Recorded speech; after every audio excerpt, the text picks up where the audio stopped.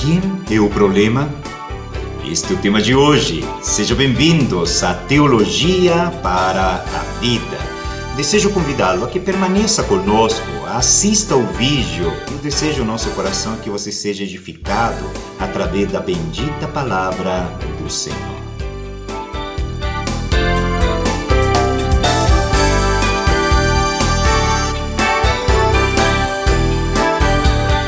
Antes de adentrar plenamente no tema proposto para hoje, eu gostaria de relembrar o que Deus já nos ensinou a respeito do casamento. Primeiramente, Deus define casamento como um pacto de companheirismo. Em segundo lugar, este pacto de companheirismo deve refletir o agir pactual de Deus.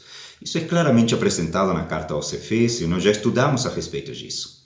Pois bem, o desejo do nosso coração é que você já tenha experimentado nessa semana algumas mudanças significativas em seu casamento. Pois eu tenho convicção de que vocês se esforçaram para enxergar o seu casamento como um pacto de companheirismo e tentaram imitar a Cristo. Mas nem tudo é um mar de rosas, não é verdade? Talvez vocês também já tenham experimentado nessa semana algumas discussões, desentendimentos familiares e até algumas ofensas. E diante do exposto, talvez vocês tenham se perguntando, mas pastor, por que nós não paramos de brigar? Será que nós nunca vamos nos entender? Onde está o problema? Permita-me contar uma história que nos ajudará a entender como muitas pessoas buscam a resposta no lugar errado e, lamentavelmente, vão de mal a pior. Um jovem casal não conseguia se entender, mas eles de fato desejavam viver em harmonia e decidiram buscar ajuda para sair desse círculo vicioso de ofensa, feridas emocionais, gritos e desentendimentos. E no meio dessa confusão toda, alguém vem sugerir para eles que eles deveriam buscar ajuda em oração. Pois segundo o conselheiro, na opinião dele, o causador de todo esse transtorno seria um espírito do mal, um espírito de discórdia que se instalara dentro do lar. Pois bem, o casal pediu oração e as pessoas foram orar com eles. No entanto, algum dia depois, não muitos, as brigas voltaram a reinar dentro do lar. Meus amados, vocês jamais chegarão na raiz do problema se não se dirigirem à Bíblia Sagrada, a palavra de Deus. Ela é a verdade. Então a pergunta que não quer calar, o que deu errado? Será que Deus não ouviu a oração? Ou será que o espírito de discórdia resistiu à oração? Ou talvez nós precisemos de uma oração mais poderosa? Louvamos ao Senhor que Ele nos dá a resposta certa. E a resposta certa foi revelada na palavra do Senhor, na carta de Tiago. Veja bem o que diz a Bíblia.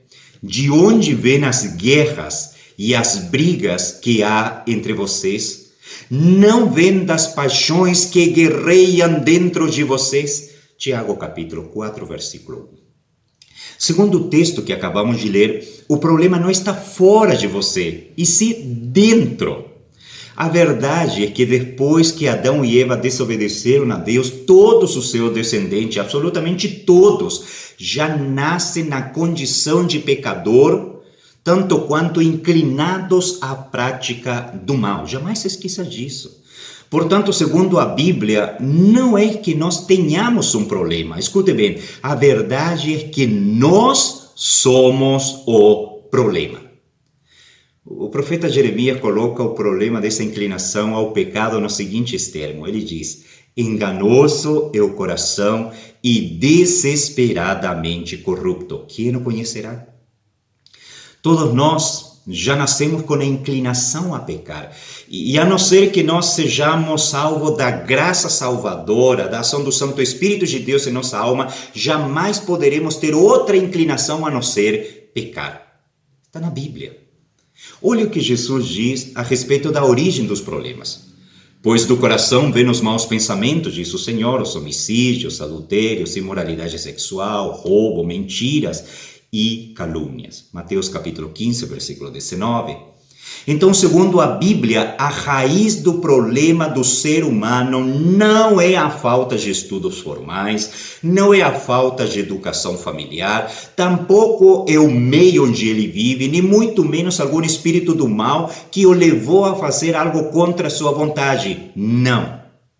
Nenhuma dessas opções é a raiz do problema. O maior problema do ser humano é ele mesmo. O pecado que ele comete.